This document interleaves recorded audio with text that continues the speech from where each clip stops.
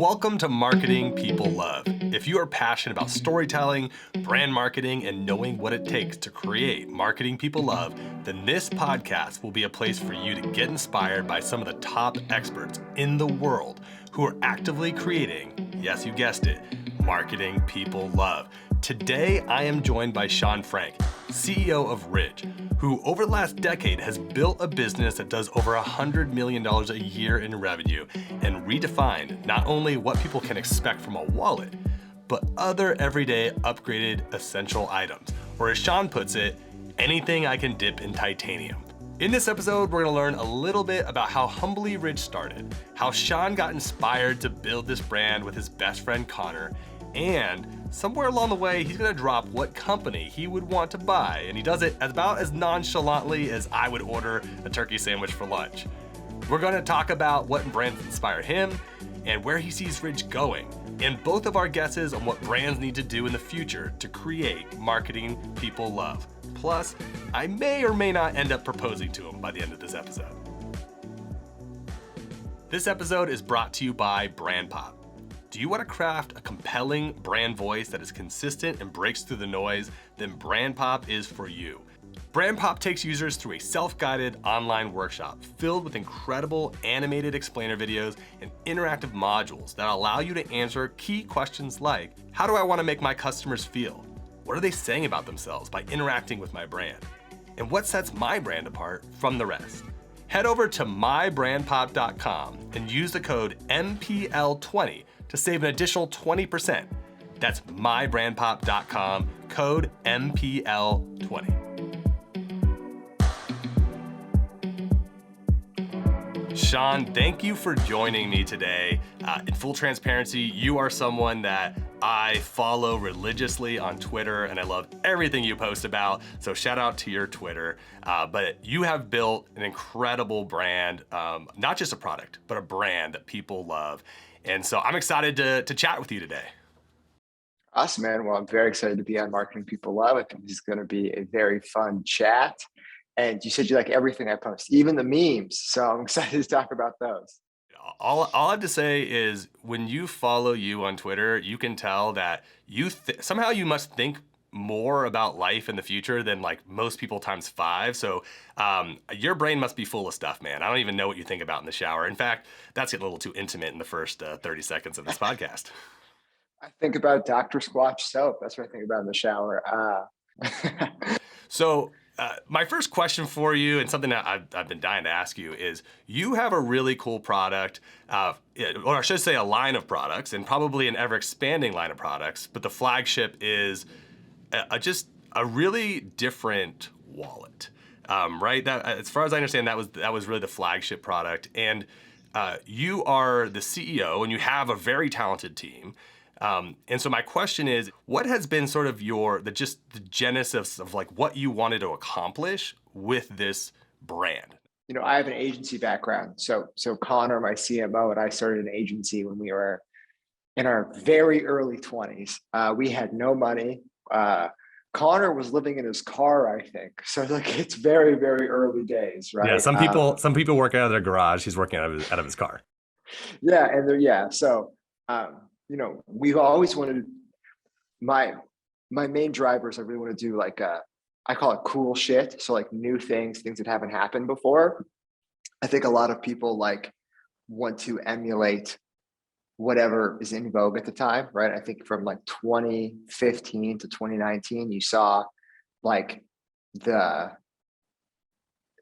just like carbon copies of brands, right? Going after the exact same consumer, selling basically the same good.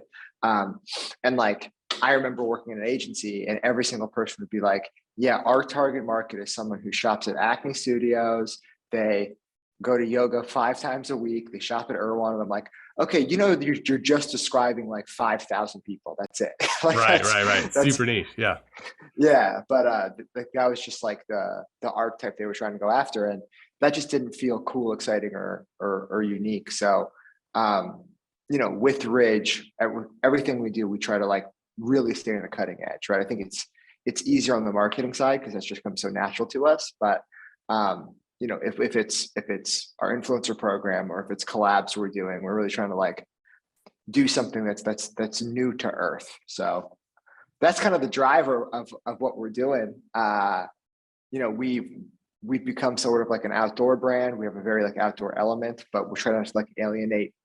Ultimately, wallets are like a major market where everyone needs to buy one, right? And the wallet was the flagship for years and years. Now it's becoming less of our flagship. Our product line's expanding, and Right. it used to be 95% of sales, and now we're getting it down to still the majority, but closer to 50. So that's what we're shooting for. Here's my question, right? Like, I'm showing it on screen for people that are watching this on YouTube or TikTok or Reels or whatever. But if you can't see it, you're listening to this online, just voice only. It's a metallic cover that can fit way more cards than you would ever imagine. So my question for you is, you describe the kind of thing you didn't want to be, right? Like, I didn't want to be this basically bland product. And, you know, I mean, that's what I heard you saying essentially with the description of what people were bringing to you at the agency. What was the kind of original thought archetype of this end consumer for this product? And then how has it shifted to where it is today? So I'd love to hear a little bit about that journey. Very early on, I knew I wanted to be Yeti. No one thought coolers was going to be a business. You know what I mean? Like, Right. in it, like for the past 30 years, it really wasn't a business. Like Igloo coolers or whatever. Like it was like a $30 thing. Just like you got it, you put it in your garage, who cared, right? And they built it into like this $300, $500 like luxury item.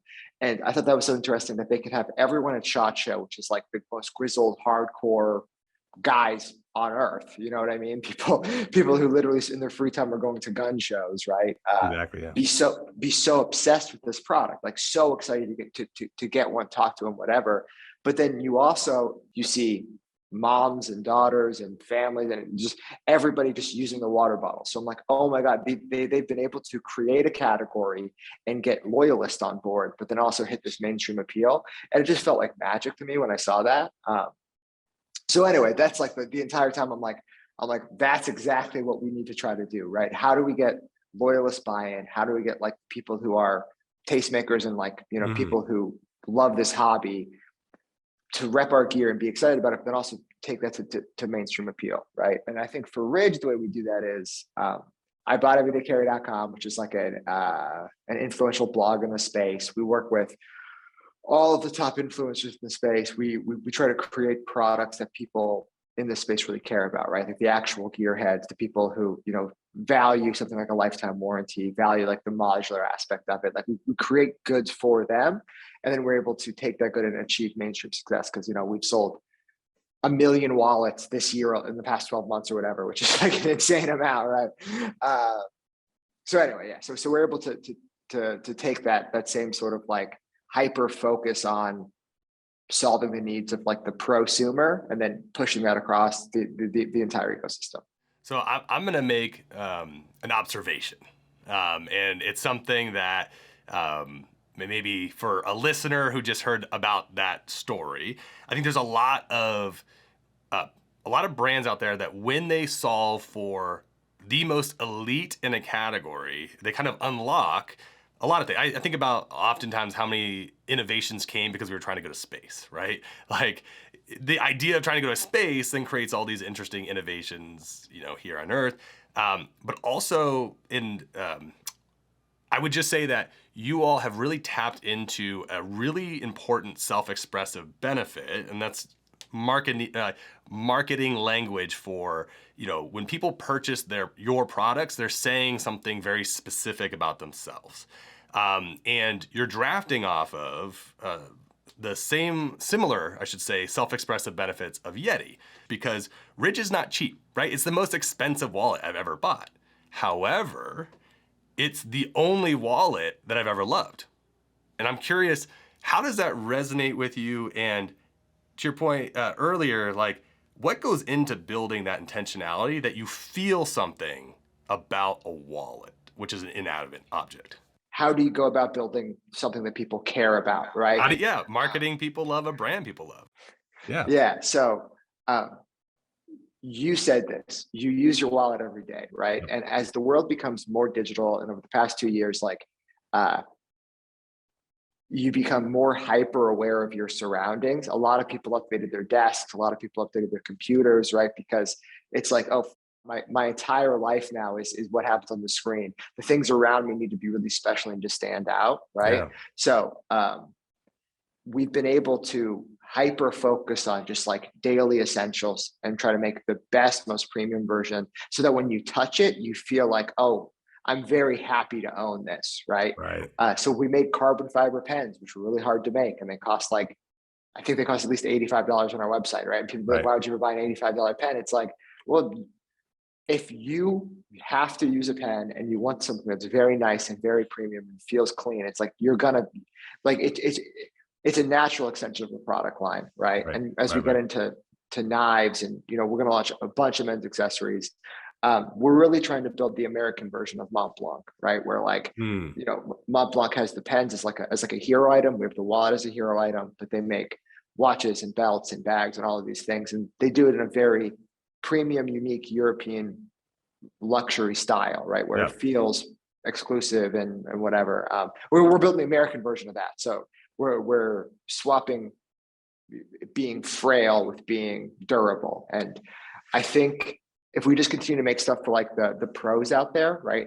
If we make the best pen that pen people love, or the best watch that watch people love, we can take that and make it more mainstream over time. It's an exciting place to be, right? Where you are right now, where you have a very clear understanding of who you are, how broad your consumer base is. It's not niche anymore, right? It never really was, but you've truly hit this sort of mass reach and appeal. And it gives you the opportunity to start playing in some spaces that make a ton of sense, but are just, I mean, that just gets me excited. I can't even imagine how many ideas you have swirling in your head. That's where the team comes in. If it was up to me, I would do cool shit all the time. Right. If it was up to me, we'd be making socks and soap and skincare, all these different types of things, right? But they keep me a lot more grounded into what's the next phase of the business. Most things we sell are carbon fiber, right? Or some version of that, or titanium or whatever. So people are like, oh no, I want to buy normal everyday stuff, but made with the best materials possible. And when we unlock that, it's like, oh yeah, anything around you in your desk or your life or your accessories, it's like, we're going to take those, make our version of it so better functionality, and then just, you know, dip it in titanium. There you go. People are stoked on that. There you go. The roadmap is dip things in titanium, and people will love it. That's what we have for today. Make sure you subscribe so you can check out part 2 of this conversation, where we talk more about not only what brands inspire Sean, but what he's thinking about for the future of marketing people love. I have been your beloved host, Jacques Spitzer. Please make sure to subscribe, as we have exciting episodes coming up from the best brands in the game, including The North Face, Dr. Squatch, Lumi, Snapchat, ClickUp, Manscaped, and more. Before you go, I want to invite you to take the inspiration you pulled from this conversation and apply it to your work as you create marketing people love.